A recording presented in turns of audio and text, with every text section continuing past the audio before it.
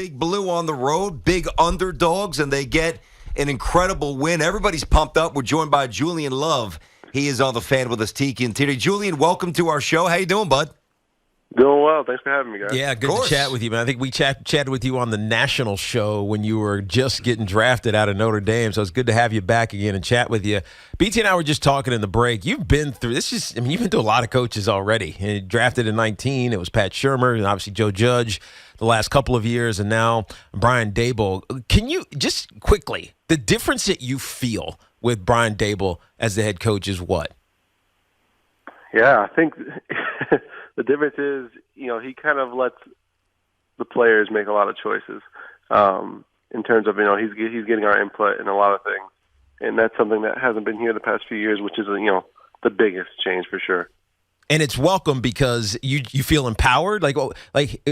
Sometimes coaching is nuanced and guys want to be coached. They kind of want to be told what to do. But how does it make you feel empowered in a way?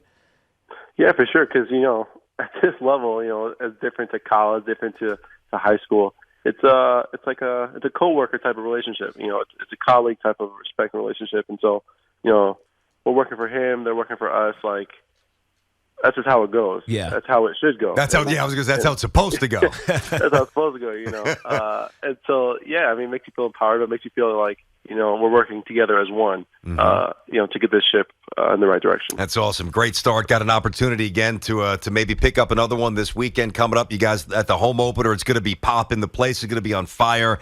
There's a different energy. You could just feel it on social media. The calls that we take, Giant fans are pumped up, and they should be. Coach Daboll, Julian, told the story about how when he decided to go for the 2, that he ran it through a few defensive players to gauge their input, and then obviously decided to put it in play. Did you hear him? Did you hear him say that? And if so, what exactly was said? Yeah, so I was, because I'm a part of special teams. I'm a huge part of that phase of the game. And so I was talking to some of the teams guys, kind of figuring out what would be our next steps. And Xavier McKinney runs over to me and says, "Hey, if they get it, we're going to go for 2." I'm like, okay. All right.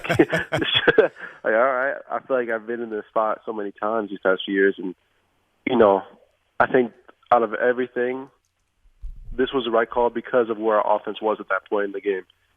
They were hot, like they were riding the momentum.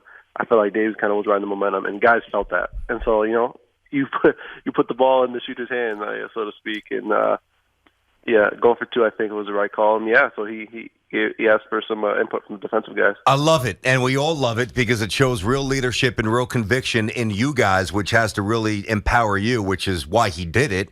But, I wonder, to me, even if Saquon gets snuffed, it's still the right thing because, listen, and Tiki knows this, some of the teams he played on, it's some are really good and some aren't, and you guys have had a rough road the last couple of years. Even if Saquon has stopped short, are you guys still rolling with that decision? I would think that you're still fully behind it, right? Yeah, you got to be fully behind it. I think also with the other factors of the game, like we had 3 timeouts at that moment, at that time. There was about, a little over a minute left in the game. And so as a defense, we're like, we can stop them. Like say we're down. So obviously you try onside or something like that and you try to stop them. But that's just, that's what you do. You try to be aggressive and just, kind of put it in the players' hands, and thankfully we scored. But yeah, we were ready for whatever was going to happen. Oh man, the videos on social media from Giant fans going bonkers when you guys won with the missed field goal. It's good. It's been a while. Julian Love of the Giants is with us here on Tiki and Tierney on the Fan. Hey Julian, we talked about the coach turnover. It was Patrick Graham last year, but we've heard so much about Wink Martindale and what he did in Baltimore and what he's looking to do here with the New York Giants. The difference in this defense for you as a safety who's sometimes back, sometimes you're down in the box, what's the biggest difference, and can you feel it? Can you feel the aggressiveness that everybody talks about when it comes to Wink as it pertains to your side of the ball? Oh, for sure. And, he is aggressive, in play calling. You see a lot of pressures, going after the quarterback and all that stuff. But it's really his personality that kind of brings out the aggressiveness in the defenses that he's had. He lets you play with juice, lets you, play free, play. He encourages, he wants you to, celebrate with each other and to really get it going. And then you can see the coaches on the sideline; they're fired up. All the defensive guys.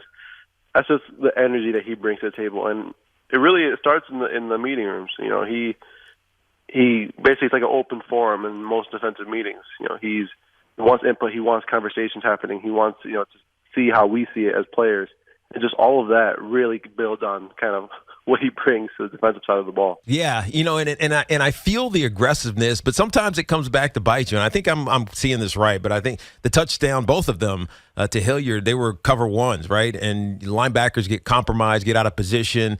How do there's some work that still needs to be done in this defense. How much better is it going to get?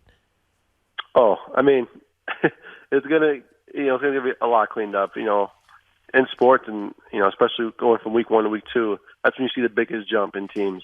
Week 1, a lot of guys, or at least starters on teams, aren't playing in those preseason games, getting those reps or whatever, completing a game, and so there's a lot of rust out there, and there's a lot of mistakes. You can see across the league. Yeah, a whole lot of bad stuff was going on, bad ball, so to speak, and the biggest jump is from week 1 to week 2. And so, we want to clean up all that stuff, and thankfully, we got this win to open up the season, but now we got to for sure clean up everything that wasn't perfect for us. Yeah, on to the Panthers. I'm sure that you process what I'm about to bring up a little differently than we do. Me and Teak were, obviously Tiki was a real athlete. I wasn't, but we played in the 80s and at college in the 90s, whatever. But we were raised differently. Like you can light up a player. You can get in somebody's grill and you can F-bomb him up and down, and you can basically be nose to nose and get in somebody's, get after somebody. You don't see that anymore. So when Coach Daboll was lighting up Jones for the bad, and it was a bad decision, the back shoulder throw with Saquon in the end zone, we loved it. How did the rest of the team when was the last time you saw that on the NFL level with your team? Oof, man. I mean, I don't know the last time you see it. It is weird that, that's what at least when I was younger, that's what you grew up seeing. Coaches were they were kind of MF and you or whatever. Yep. But it's less it's less common now. And when he was getting after DJ on that, I mean, that's just him being a competitive guy. And DJ knows what he has to do better in that situation. We got to come up with points. In the red zone, you got to come up with points. And so just seeing that, he's a player's coach, but he also is not one to not get in your face. I love it. Yeah. And so that's his passion. That's it's competitiveness. Coughlin was doing the same things. And so it's what you want to see from a coach. No, all right. Before we let you go, Julian, I hate to bring this up, man. I really do. But Marshall, dude. Marshall? I think you were going with Brian Kelly's fake accent. No, Marshall? Come on, man. Notre Dame, for those who don't know, lost to Marshall this weekend. They lost every game they played. It was rough. How you feeling about the Fighting Irish, man?